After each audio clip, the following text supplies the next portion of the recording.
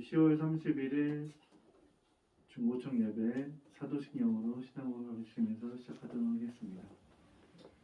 전능하사 천지를 만드신 하나님 아버지를 내가 믿사오며 그 외의 아들 우리 주 예수 그리스도를 믿사오니 이는 성령을 잉태하사 동정녀 마리아에게서 나시고 본디오 빌라도에게 고난을 받으사 십자가에 못 박혀 죽으시고 장사한 지 사흘 만에 죽은 자 가운데서 다시 살아나시며 하늘로 올라가 전능하신 하나님 우편에 앉아 계시다가 자리로서 산자와 인자를 심판하러 오시리라. 성령을 믿사오며 거룩한 공예와 성도와 서로 교통하는 것과 죄를 사하여 주시는 것과 몸이 다시 사는 것과 영원히 사는 것을 믿사옵나이다. 아멘.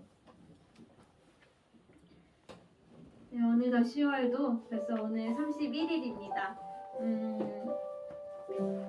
점점 우리가 같이 모여서 예배 드릴 날이 다가온다고 그런 것을 믿습니다. 그래서 오늘 처음 찬양은 예수 가장 귀한 그 이름으로 찬양의 문을 열어보겠습니다.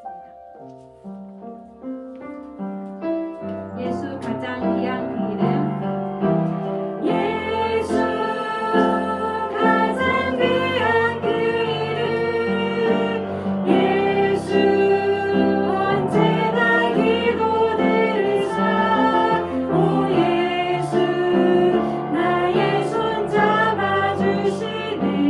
가장 귀한 그 이름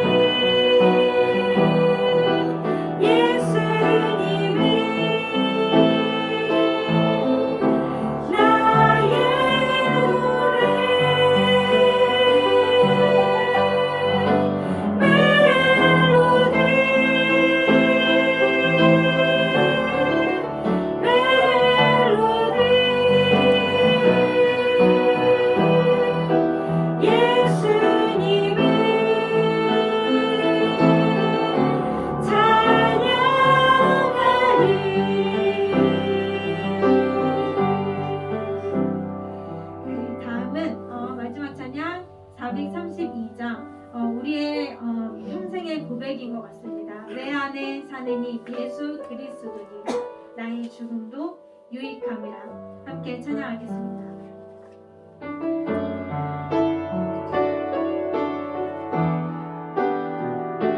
내 안에 내 안에 사느니 예수 그리스도니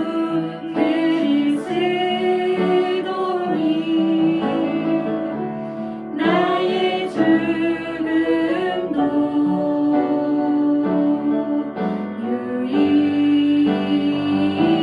유익함이라. 다시 한번 고백하실게요. 내 안에 사느니 내 안에 사느니 예수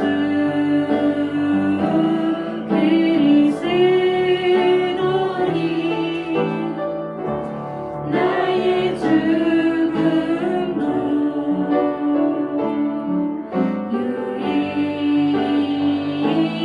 유익함이라. 나의 왕 내 노래 나의 왕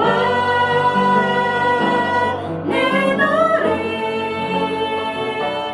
내 생명 또 내 기쁨 나의 힘 나의 복 내 평화 나의 주 내 안에 사느니 예수 그리스도니 나의 죽음도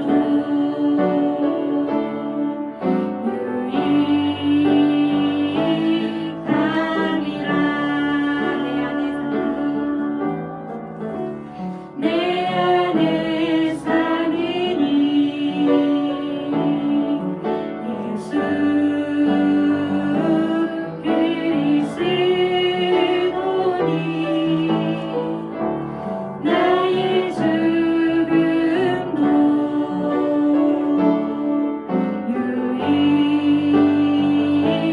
유익함이라.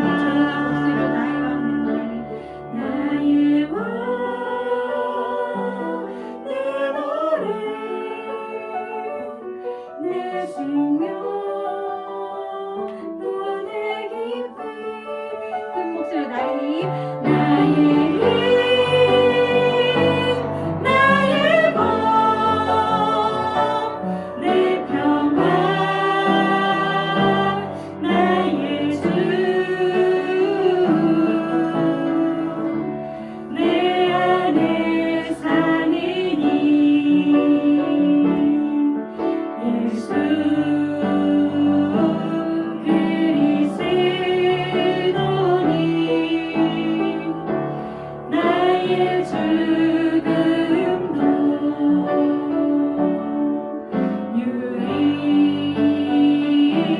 유익함. 마지막으로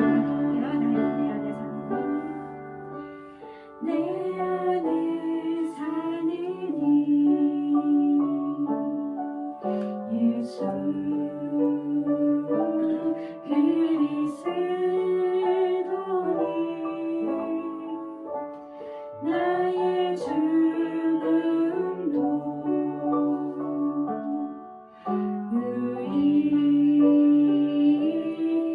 유익함이라.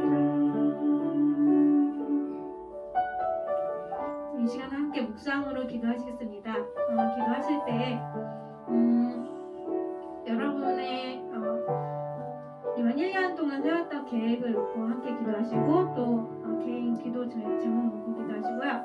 그리고 우리 주변의 수험생들을 위해서 함께 기도해 주시고 그리고 우리 나라와 민족을 위해서 기도하시겠습니다. 기도하신 후에 신우영 자매님께서 대표 기도하시겠습니다. 함께 묵상으로 기도하시겠습니다.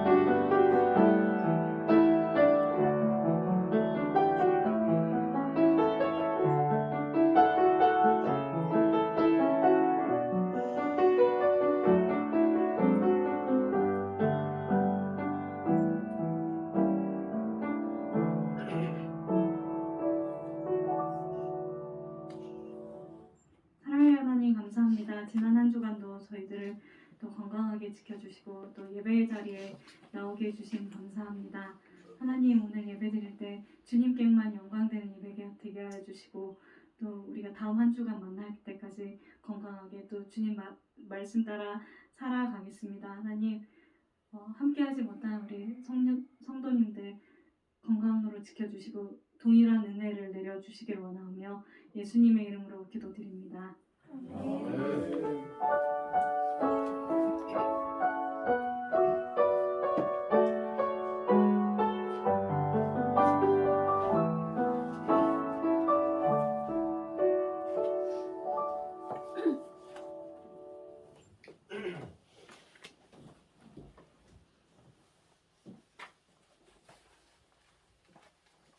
네, 오늘 하나님께서 주신 말씀은 마태복음 3장 11절에서 12절까지의 말씀입니다. 마태복음 3장 11절에서 12절까지의 말씀입니다. 네, 제가 봉독하겠습니다. 나는 너희로 회개하게 하기 위하여 물로 세례를 베풀거니와 내 뒤에 오시는 이는 나보다 능력이 많으시니 나는 그의 신을 들기도 감당하지 못하겠노라. 그는 성령과 불로 너희에게 세례를 베푸실 것이요 손에 키를 들고 자기의 타작마당을 정하게 하사 알곡은 모아 곳간에 들이고 쭉저기는 꺼지지 않는 불에 태우시리라. 아멘. 예수님의 들러리 세례 요한이라는 제목으로 목사님께서 말씀 전해주실 때 많은 은혜 받으시길 바랍니다. 아멘. 할렐루야. 아멘. 반갑습니다. 우리 감리교회 중고청 또 성도들 여러분, 주일 오전 예배 오늘 본문의 말씀을 중심으로 하나님의 들러리 세례 요한이라는 제목으로 함께 은혜를 나누겠습니다. 예수님 당시에는 유대인들의 세 개의 유대교 종파가 있었습니다. 바리새인파, 또 사두개파, 에세네파입니다. 이 바리새파는 유대인 중에 유대인이라 불릴 정도로 율법에 정통하고 철저하게 율법대로 살아가던 그런 파였습니다.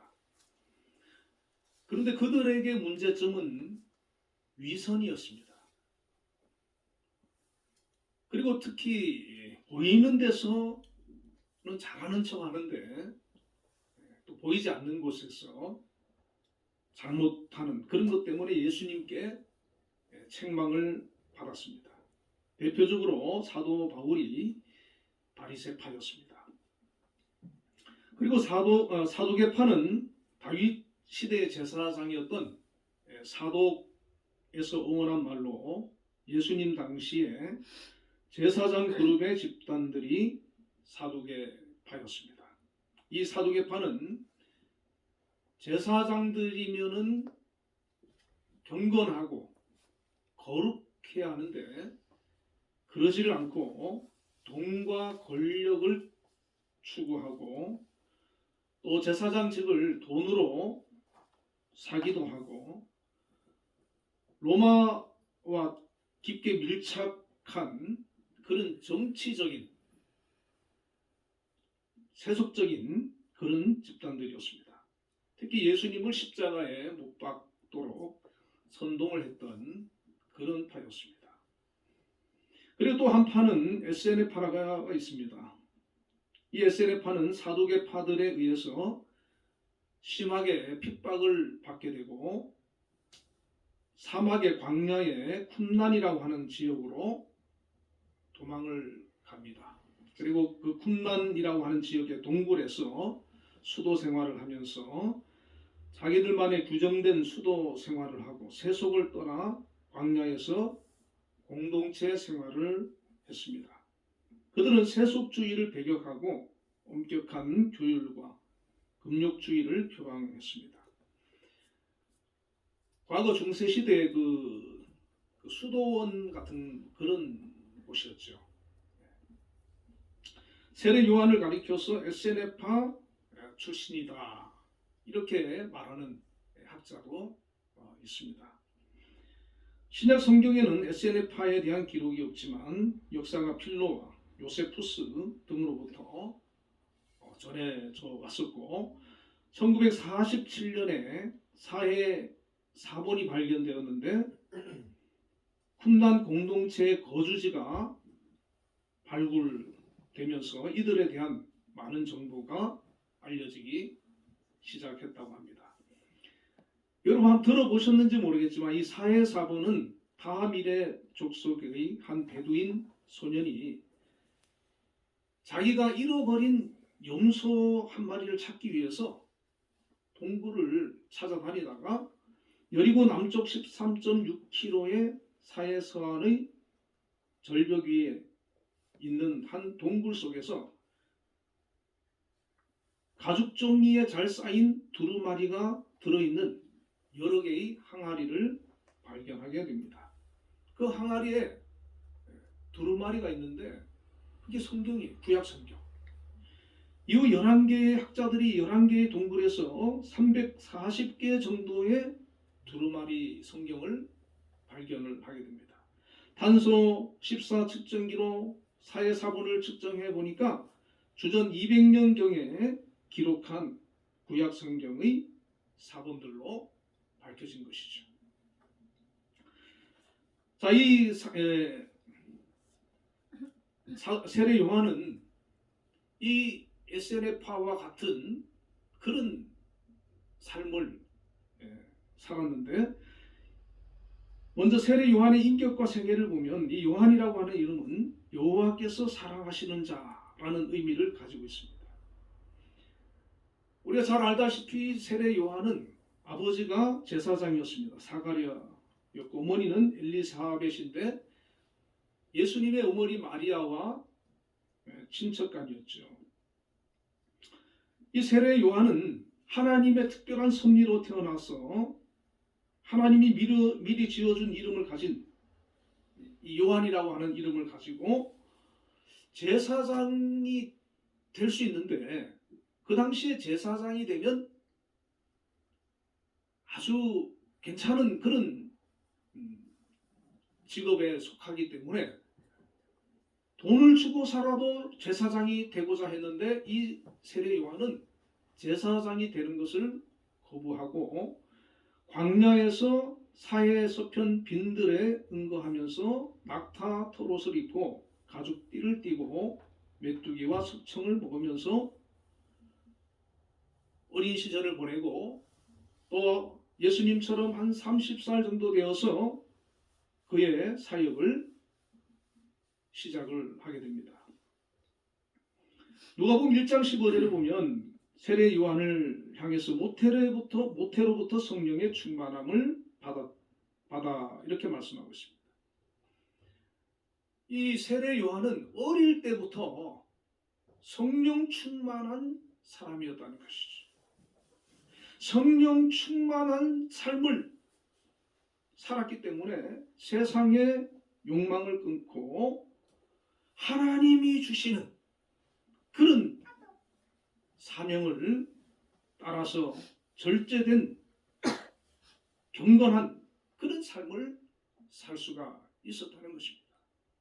여러분 우리의 그 자녀들 어린 자녀들이 있으면 반드시 성령 충만하도록 성령 체험하도록 은혜 받도록 만들어 주시길 바랍니다.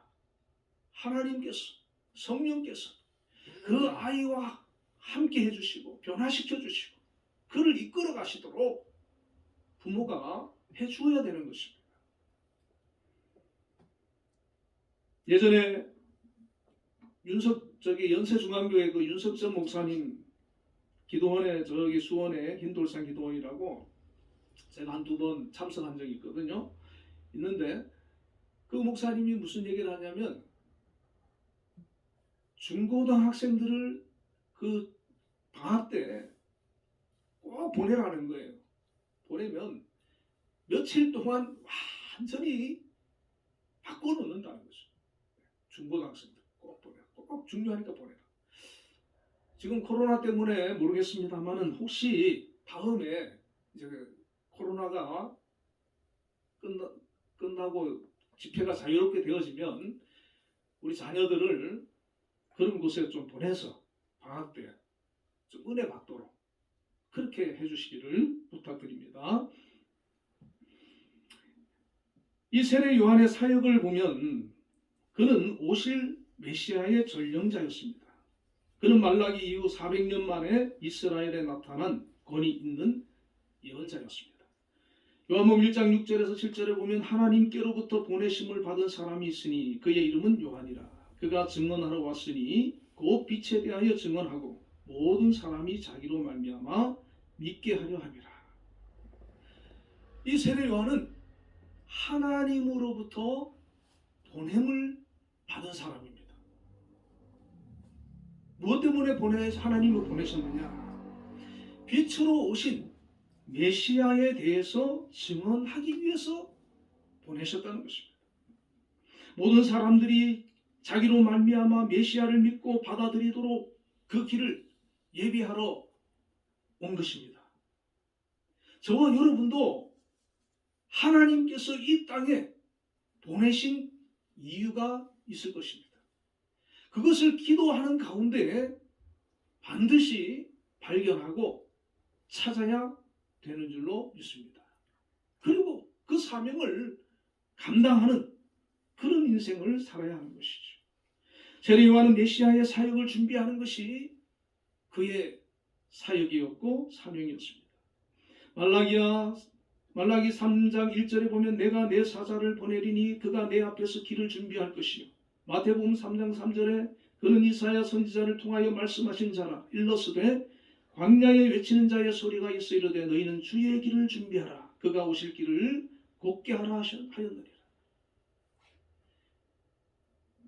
하나님께서는 메시아가 오시기 전에 먼저 그 메시아의 길을 예비하는 사람, 그 엘리야입니다. 예비하는 자를 보내서 준비하게 하신다는 거예요. 그래서 그냥 예수님께서 갑자기 오셔가지고 사역을 해 나가시면 예수님도 그 사역의 기간이 길지가 않잖아요. 한 3년밖에 안 되는데 이게 그 준비하는 그런 과정이 좀 힘들 수가 있습니다. 그런데 이 세례 요한이 먼저 와서 예수님의 그 사역의 길을 닦아놓은 거예요. 예비해 놓은 거예요. 그리고 예수님께서는 그냥 오셔서 바로 그 사역을 해 나가실 수 있도록 잘 준비를 해 놓았다는 것이죠. 오죽했으면 사람들은 세례 요한을 가리켜서 메시아다 그렇게까지 생각을 할 정도로 그의 사역은 대단한 영향력을 미치고 있었습니다. 세례 요한은 구약의 마지막 선지자였다고 예수님은 말씀하셨습니다. 마태복음 11장 13절에 모든 선지자와 율법이 예언한 것은 요한까지니. 말라기가 마지막 선지자가 아니고 세례 요한이 마지막 선지자라는 거예요. 그리고 세례 요한을 끝으로 이제는 예수님의 시대가 시작되는 겁니다. 신약이 시작되는 겁니다. 세례 요한은 하나님의 진노를 피하기 위하여 회개의 세례를 받으라고 외쳤습니다. 누가복음 3장 3절에 요한이 요단강 부근 각처에 와서 죄 사함을 받게 하는 회개의 세례를 전파하니. 마태복음 3장 1절 2절에 그때 세례 요한이 이르러 유대 광야에서 전파하여 말하되 회개하라 천국이 가까이 왔느니라. 세례 요한이 회개를 선포하고 그 앞에 많은 사람들이 모여서 회개를 하고 세례를 받고 죄사함을 받는 그런 일들이 광야에서 벌어진 겁니다. 수많은 사람들이 모여들었고 나중에는 사두개인, 바리새인 이런 사람들이 얼마나 자존심이 센 사람입니까? 그런 사람들조차도 세례 요한한테 세례 받으려고 나아갔다는 것입니다. 회개와 죄 씻음을 요구하는 세례의 메시지와 이 세례 요한의 사역은 그 당시에 하나의 혁신이었습니다. 누가복음 3장 7절부터 14절에 세례 요한의 메시지가 있습니다. 그의 메시지는 구약의 선지자들처럼 힘이 있고 강력했습니다. 7절에 보면 사두개인과 바리새인들을 향해 독사의 자식들아 누가 너희에게 일러 장차 올 진노를 피하라 하느냐. 사두개인과 바리새인들이 세례 요한에게 나왔을 때 독사의 자식들아 그들의 위선과 그들의 죄악을 거침없이 비판하고 책망을 하는 모습을 볼 수가 있습니다. 당시 종교 지도자고 거대한 세력을 형성하고 있는 그 두 종파에 대해서 전혀 부담을 느끼지 않고 하나님께서 주신 말씀 그대로 전하는 겁니다. 8절에는 회개에 합당한 열매를 맺으라 합니다. 말로만 회개하는 것이 아니고 삶으로 회개했으면 회개에 합당한 삶을 살아라는 것입니다. 그 열매를 맺으라는 것입니다. 9절에 좋은 열매를 맺지 아니하는 나무마다 지켜 불에 던져지리라. 그 나무는 열매로 할 수 있다는 겁니다. 삶에 좋은 열매가 없다면 하나님의 심판을 피할 수 없다는 것입니다. 우리의 열매가 어떤 열매냐? 믿음의 열매냐? 선한 열매냐? 하나님께서 기뻐하는 그런 열매를 맺어야 된다는 것입니다. 11절에는 옷 두 벌 있는 자는 옷 없는 자에게 나눠줄 것이요 먹을 것이 있는 자도 그렇게 할 것이니라. 부자들은 가난한 자들에게 실질적인 도움을 주라는 거예요. 세리에게는 부과된 것 외에는 거두지 말라 했습니다. 13절에. 당시 세리들은 부당하게 세금을 걷어 착복을 했는데 삭개오처럼 부과된 것 말고는 더 걷지 말라. 그렇게 가르쳤습니다. 군인들에게는 강탈하지 말며 거짓으로 고발하지 말고 받는 급료를 족한 줄로 여겨라. 부정하지 말라는 거예요. 부패하지 말라는 거예요. 백성들을 괴롭히지 말라는 거예요. 그 세례 요한의 메시지는 광야에서 외치는 소리지만 당시에 수많은 사람들에게 백성들에게 마음을 시원케 하고 감동을 주고 아주 은혜가 되는 그런 메시지를 전한 것이죠. 소문이 퍼지니까 사람들이 세례 요한에게 몰려들었습니다. 외치는 소리, 광야에서 외치는 그 소리를 듣기 위해서. 이 세례 요한은 뭐 예수님처럼 뭐 병을 고쳐주고 귀신을 쫓아내주고 이런 것도 없었어요. 그냥 단지 하나님의 말씀을 선포하는 선지자적인 그런 사명을 가지고 말씀을 전하는 거예요. 그런데 많은 그 사람들이 몰려드는 거예요. 그리고 회개가 일어나고 세례를 받고 변화받는 그런 역사들이 일어났습니다. 이제는 세례 요한의 인기가 계속해서 막 올라가니까 사람들이 오늘 본문과 누가복음 오늘 본문에는 없지만 누가복음 3장 15절 17절에 보면 백성들이 요한을 그리스도인가 심중에 생각하니 백성들이 그때 당시에 백성들은 다 메시아를 기다리고 있잖아요. 그러니까 요한을 보니까 저분이 메시아인가 보다. 저분이 우리를 구원할 구원자인가 보다. 그 심중에 그렇게 생각하는 사람이 생겨나기 시작했다는 것입니다. 그때 요한은 뭐라고 얘기합니까? 요한이 모든 사람에게 대답하여 이르되 나는 물론 너희에게 세례를 베풀거니와 나보다 능력이 많으신 이가 오시나니 나는 그의 신발끈을 풀기도 감당하지 못하겠노라. 나는 메시아가 아니라는 거예요. 나 뒤에 오시는 분이 그분이 메시아라는 겁니다. 그분은 능력이 많으신 분인데 나는 그분의 신발끈 풀기도 감당하지 못한다. 이 신발끈은 누가 풀어주느냐 하면 노예가 풀어주는 거예요. 자기는 그분 앞에 비하면 노예보다도 못한 존재다. 그렇게 사람들 앞에서 자기를 얘기합니다. 여러분 우리가 막 사람들이 인정해주고 훌륭하다, 대단하다, 잘났다고 막 축켜 세우는데 잘못하면 우리가 그때 교만해지고 우쭐해지고 그래서 이단되는 거 아니겠습니까? 하나님 영광을 자기가 가로채는 그런 우를 범할 수가 있는 거다. 하나님께서 우리를 아무리 높여주셔도 우리는 겸손해야 되는 거예요. 모든 것이 하나님의 은혜입니다. 하나님께 영광을 돌리고 하나님을 높여야 되는 것이지 내가 높아지려고 하고 영광 받으려고 하면 안 되는 겁니다. 그는 성령과 불로 너희에게 세례를 베풀 것이요.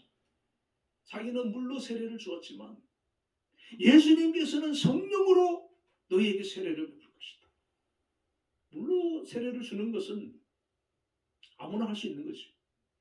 그러나 성령으로 세례를 주는 것은 누가 아무나 할 수 있는 게 아니에요. 오직 메시아이신 예수님을 통해서 그 일이 일어날 수 있는 겁니다. 손에 키를 들고 자기의 타작마당을 정하게 하사 알곡은 모아 곡간에 들이고 쭉정이는 꺼지지 않는 불에 태우리라. 우리의 영혼을 천국으로 또는 지옥으로 보내는 그 일을 나는 할 수 없지만 내 뒤에 오시는 성령으로 세례를 주시는 그분은 메시아이시고 그분이 우리의 영혼을 살리기도 하고 죽이기도 한다는 것을 선포하는 것입니다. 이 세례 요한은 자기가 누군가 하는 것 그걸 잘 알았던 사람이에요. 요한복음 1장 20절에 나는 그리스도가 아니라 자기가 누군지 너무나도 분명하게 얘기를 해주고 있습니다. 여러분 분명하게 얘기를 해야 되는 겁니다. 나는 그리스도가 아닙니다. 그렇게 얘기를 해야 됩니다. 말 안 하고 있으면 사람들이 오해하는 거예요. 그리고 결코 유혹에 흔들리지 않습니다. 요한복음 1장 29절에 30절 보면 보라 세상 죄를 지고 가는 하나님의 어린 양이로다. 내가 전에 말하기를 내 뒤에 오시는 사람이 있는데 나보다 앞선 것은 그가 나보다 먼저 계심이라 한 것이 이 사람을 가리킵니다. 예수님이 오시자 많은 사람들이 모여있는 가운데에서 보라 세상 죄를 지고 가는 하나님의 어린 양이로다. 저분이 내가 말한 메시아가 우리의 구원자이다. 그렇게 예수님을 소개하고 알리는 것을 볼 수가 있습니다. 요한복음 1장 34절에는 내가 보고 그가 하나님의 아들이심을 증언하였노라. 그렇게 말합니다. 이 세례 요한은 자기의 영광을 구하지 않고 자기의 자신을 내가 무엇 때문에 이곳에 보내볼 바라고 내가 해야 할 일이 무엇인지 그것을 알고는 철저하게 그 일을 감당해 내었다는 것입니다. 이것이 참 신앙입니다. 이걸 알아야 되는 겁니다. 우리가 특히 젊은 우리 중고청 여러분들도 주님께 기도하면서 주님께서 나를 왜 이 땅에 보내셨는지 내가 주님을 위해서 어떻게 살아야 하는지 내게 무슨 달란트를 주셨고 내가 그 일을 어떻게 감당해야 하는지 기도하시면 알려주시는 겁니다. 이 세례 요한은 어려서부터 성령으로 충만한 사람이고 영적으로 기도하면서 살았던 사람이기 때문에 영이 맑고 깨끗한 사람이잖아요. 그러니까 성령께서 다 알려주시는 거예요. 다 깨닫게 해주시는 거예요. 세상의 것으로 가득 차 있으면 하나님의 말씀을 들을 수가 없습니다. 우리가 세상에 살기 때문에 세상의 것을 세상의 일도 해야 하지만 우리는 주님의 음성을 듣기 위해서 기도하고 성령을 읽고 하나님의 말씀을 듣고 자꾸 영적으로 살려고 애를 써야 하는 것입니다. 그러면 성령께서 우리의 마음, 우리의 영을 맑게 해주시고 우리의 길을 안내해 주시고 우리를 이끌어 주시는 줄 여러분 믿으시길 바랍니다. 그리고 예수님은 성령으로 세례를 주실 것이요 알곡은 곡간 천국으로 죽정이는 꺼지지 않는 불 지옥으로 보내실 것이라 이렇게 말씀합니다. 그리고 예수님께 세례를 베풀었을 때 성령께서 예수님께 임하는 것을 세례 요한이. 이제는 많은 사람들이 세례 요한을 바라봤던 그 사람들이 세례 요한이 예수님의 길을 예비하고 예수님에 대해서 저분이 메시아고 하나님의 아들이다 라고 하는 것을 증거하니까 이제는 그들의 관심이 예수님을 향하기 시작하는 거예요. 예수님을 바라보기 시작하는 거예요. 심지어 예수님의 세례 요한의 제자였던 사람들도 예수님의 제자가 되기 시작합니다. 이제는 그렇게 자기를 향해서 많은 사람이 모였던 사람들이 이제는 예수님께로 몰려가는 거예요. 예수님의 말씀을 들으려고 사람들이 몰려가고 예수님의 제자가 늘어나고 심지어 예수님께서는 이적과 기적을 행하시기도 하고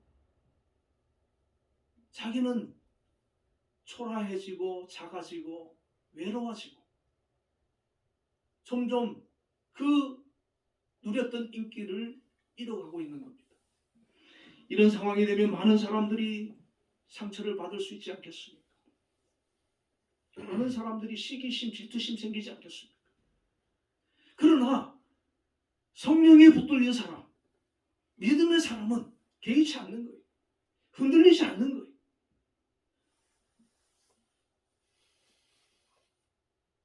요한의 한 제자가 이렇게 말합니다. 요한복음 3장 26절에 그들이 요한에게 가서 이르되 랍비여 선생님과 함께 요단강 저편에 있던 이곳 선생님이 증언하시는 이가 세례를 베풀매 사람이 다 그에게로 가도이다. 사람이 다 예수님께로 간다는 거예요. 그때 세례 요한은 이렇게 대답을 합니다. 요한복음 3장 29절 30절에 신부를 취하는 자는 신랑이나 서서 신랑의 음성을 듣는 친구가 크게 기뻐하나니 나는 이러한 기쁨으로 충만하였노라. 그는 흥하여야 하겠고 나는 쇠하여야 하리라. 예수님을 시기하고 질투하는 게 아니고 신랑은 예수님이시고 자신은 그 길을 예비하는 들러리에 불과하다는 것입니다. 백성들이 신랑 대신 예수님께로 가니 기쁘다는 거예요.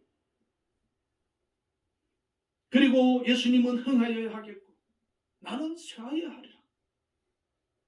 만약에 세례 요한이 끝까지 예수님과 경쟁을 해보세요. 그 좀 분위기 이상해지지 않겠습니까? 자기는 물러나야 되는 거예요. 끝까지. 그리고 세례 요한은 갈릴리 분봉왕 헤롯이 동생의 아내를 취한 죄를 책망하다가 투옥되었습니다. 그리고 헤롯 안디바가 자기 이복 동생 헤롯 빌립의 아내로 헤로디아를 삼은 것이 지적하자 감옥에 가뒀습니다. 그리고는 헤로디아의 딸의 요청으로 그를 목베어서 그 목을 헤로디아에게 주었습니다. 이 세례 요한은 30년을 준비하고 1년도 채 되지 않는 짧은 그런 사역을 마치고 젊은 나이에 세상을 떠났습니다. 우리가 인간적으로 볼 때는 참 어떻게 이런 일이 있나 그렇게 생각할 수 있겠지만 우리는 항상 이 땅의 것만 생각하면 안 된다는 거예요. 우리 그리스도인들은 이 땅의 것으로 이 사람이 복을 받았나 복을 받지 못했나 예수를 잘 믿었나 못 믿었나 그렇게 판단하면 안 된다는 것입니다. 우리는 이 땅은 나그네라 그랬습니다. 우리의 나라는 영원한 곳에 있는 것입니다. 우리 그리스도인들은 그 하늘나라 영원한 그곳을 소망하며 살아가는 사람입니다. 구약의 수많은 선지자들이 하나님의 말씀을 전하고 비참하게 죽지 않습니까? 그래도 하나님께서는 그들을 위한 예비된 보상이 있기 때문에 엄청난 그런 사명이 하나님께서 주시는 상급이 있기 때문에 하나님께서 내가 너를 위해서 큰 선물을 준비하고 있으니 미안하지만 가서 내 말을 좀 전하고 고난도 좀 받고 천국에 와라. 그렇게 보내는 거 아니겠습니까? 사도 바울도 마찬가지입니다. 사도 바울은 그 많은 고난을 겪어야 될 걸 알기 때문에 하나님께서는 그를 3,000층까지 데리고 가셔가지고 그 영안을 열어가지고 그 천국을 다 보여주셨어요. 그 영광을 다 보여주셨어요. 바울이 그걸 보고 나니까 이 세상에 아무 미련이 없는 거죠. 우리를 위해서 하나님께서 예비해 놓은 그 나라를 보고 왔는데 이 땅의 것이 뭐 그렇게 소망이 되겠습니까? 그렇다고 이 땅에 아무 소망 없이 그냥 일도 하지 말고 그렇게 살라는 말은 아니에요. 하나님께서 주신 사명 감당해야 되죠. 예수님께서 세례 요한에 대해서 이렇게 말씀하셨습니다. 누가복음 7장 28절에 내가 너희에게 말하노니 여자가 낳은 자 중에 요한보다 큰 자가 없도다. 요한보다 큰 자가 없도다. 마태복음 11장 14절에 만일 너희가 즐겨받을진대 오리라 한 엘리야가 곧 이 사람이라. 엘리야. 예수님께서 세례 요한을 칭찬하셨고 그는 큰 영적인 거목이라는 것입니다. 우리가 하나님께 내 생애를 통해서 이렇게 쓰임을 받고 인정을 받는 것 대단한 영광이라고 생각해야 되는 것입니다. 그의 생애는 인간적 관점에서 볼 때는 비참한 것 같지만 하나님의 관점에서 보면 자기 사명을 충성스럽게 감당한 행복자요 성공자였습니다. 메시아이신 예수 그리스도의 길을 예비하라는 사명을 잘 감당한 사람입니다. 자기의 본분을 끝까지 잃지 않았던 사람입니다. 말씀을 맺겠습니다. 들러리라고 하는 것은 내가 주인공이 아니라 주인공을 빛내기 위해 존재하는 사람입니다. 세례 요한은 자신이 예수님의 들러리로 왔다는 것을 잘 알고 있었고 그 역할을 충실히 잘 감당했습니다. 우리 모두는 들러리지 주인공이 아닙니다. 많은 사람들이 세례 요한을 메시아로 추앙하며 따르려고 했을 때에도 자신은 예수님의 종보다 못한 존재라고 자신을 낮추며 오직 예수님만을 높여드렸습니다. 오늘날 많은 사람들이 자기가 주인공인 줄 착각합니다. 어떤 대중가사에는 오늘 밤 주인공은 바로 나야 나라는 그런 가사도 있습니다.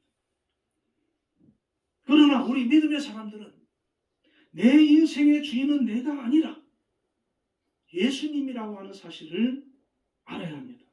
올바른 성도의 삶을 살아내기 위해서는 예수님이 내 삶의 전부가 되어야 하는 것입니다. 예수님이 내 인생의 무대의 주인공이 되시고 내 삶의 주인이 되어서 나를 이끌어 주실 때 오히려 더 가치 있고 귀한 인생의 삶을 살아갈 수가 있는 것입니다. 우리 자신을 주님께 내어드리십시오. 맡겨드리십시오. 저와 한빛 성도 여러분들은 예수님을 주인공으로 세우시고 열심히 그분을 드러내며 증거하며 사시는 믿음의 복된 삶을 살아갈 수 있기를 예수님의 이름으로 축원을 드립니다. 기도하겠습니다. 하나님 아버지 감사합니다. 이 세례 요한은 어려서부터 성령 충만한 사람이었습니다. 오직 하나님을 바라보고 하나님과 영적인 교통을 이루며 자기에게 주어진 사명이 무엇인지 알고 그것을 준비하였던 사람입니다. 광야에서 정말 단 1년도 안 되는 짧은 그 사역을 위해서 예수님의 오심을 예비하고 그 길을 예비하기 위하여서 철저히 준비하고 또 준비하고 기다리고 기다렸습니다. 예수님께서 공생애를 사역하기 전에 그의 사역으로 수많은 사람들이 회개가 일어나고 세례받는 일이 일어나고 하늘나라의 메시지가 선포되어지고 또한 예수님의 사역을 쉽게 시작할 수 있도록 그 길을 예비하였습니다. 그리고는 철저히 자기 자신을 낮추고 오직 예수님만을 높이고 드러내고 불꽃 같은 그런 인생을 살다가 하나님의 곁으로 부름을 받아 떠났습니다. 오늘 우리도 이 세례 요한같이 성령 충만하길 원합니다. 경건하길 원합니다. 하나님께서 우리를 향한 하나님의 뜻을 발견하길 원합니다. 그 뜻을 잘 준비하고 감당하고 이루고 오직 주님만을 드러내며 높이며 하나님의 뜻을 끝까지 이루어내는 귀한 믿음의 사람들이 다 되게 하여 주시옵소서. 오랜만에 우리 신흥자매 나와서 이렇게 기도하고 또 찬양을 인도하게 하여 주심을 감사합니다. 앞으로 그 삶을 통하여 하나님 영광 받아주시고 늘 은혜가 충만하게 하시며 성령 충만한 믿음의 사람이 되게 하여 주시옵소서. 앞으로 좋은 믿음의 사람 배우자를 만나게 해주시고 믿음의 가정을 이루어서 하나님을 한평생 같이 섬겨나갈 수 있도록 역사하시며 인도하여 주시기를 원합니다. 또 넘어져서 팔을 다쳤다고 합니다. 하나님 만져주시고 주의 능력으로 치료하여 주시옵소서. 건강을 지켜주시며 붙들어 주시옵소서. 예수님 이름으로 기도드리옵나이다. 아멘.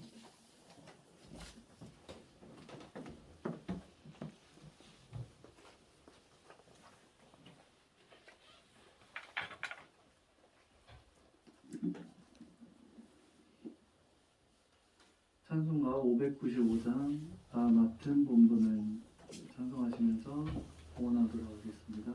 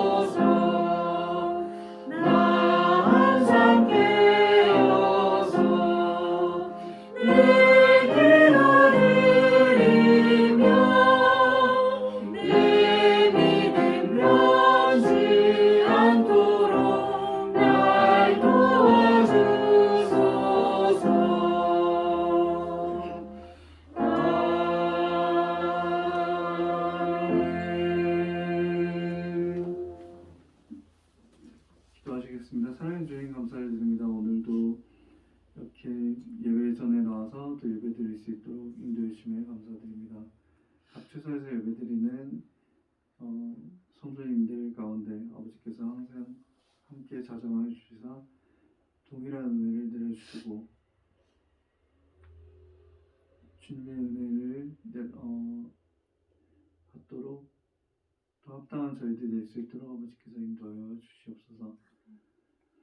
언제나 주님께 감사함으로 예물을 드렸습니다. 감사한 몸으로 또 주저한 몸으로 하나님께 올려드립니다. 주님께서 기뻐 받아주시고 이 예물이 하나님 나라의 귀히 쓰일 수 있도록 주님께서 또 인도해 주시길 간절히 빌고원합니다.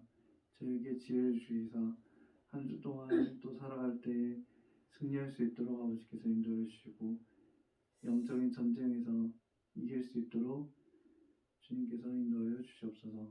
감사드리며 예수님 이름으로 간절히 기도합니다. 아멘. 네, 다음 주 기도는 이미정 원사님이십니다. 네, 다 같이 일어나셔서 별단의 찬양, 부흥 2찬 찬양하시고 축도하신 분에게 기도하겠습니다.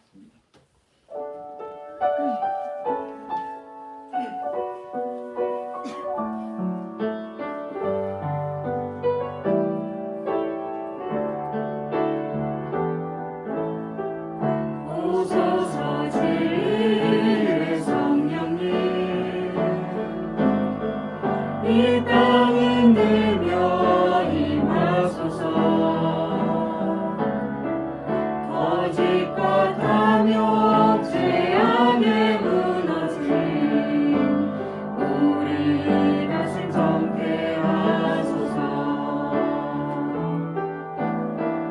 오소서 은혜의 성령님 하늘 가르고 임하소서 거룩한 불꽃 하늘로서 임하소 타오르게 하소서 주 영광 위에 구름의 불길 타오르게 하소서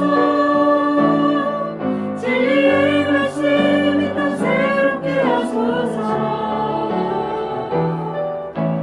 은혜의 강물 흐르게 하소서 성령의 바람 이 땅 가득 불어와 인원임은 주의 순결한 백성 주의 영광 위에 이제 일어나 열방을 치유하며 행진하는 영광에게 나를 주소서 그의 물길 타오르게 하소서 진리의 말씀 이 땅 새롭게 하소서 은혜의 강물 흐르게 하소서 성령의 바람 이 땅 가득 불어와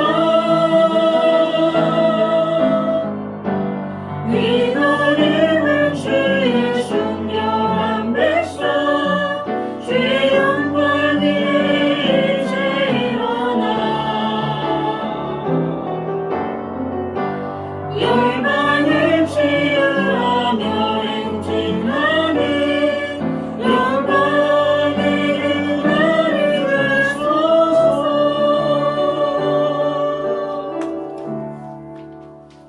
축도하겠습니다. 여호와는 그의 얼굴을 내게 비추사 은혜 베푸시기를 원하며 여호와는 그 얼굴을 내게로 향하여 드사 평강 주시기를 원하노라. 지금은 우리 주 예수 그리스도의 크신 은혜와 하나님의 극진하신 사랑과 성령님의 교통하심이 오늘도 하나님 앞에 나와 예배드린 우리 한빛교회 중고층 또 모든 성도 위에 이제로부터 영원까지 함께 계시기를 축원하옵나이다. 아멘.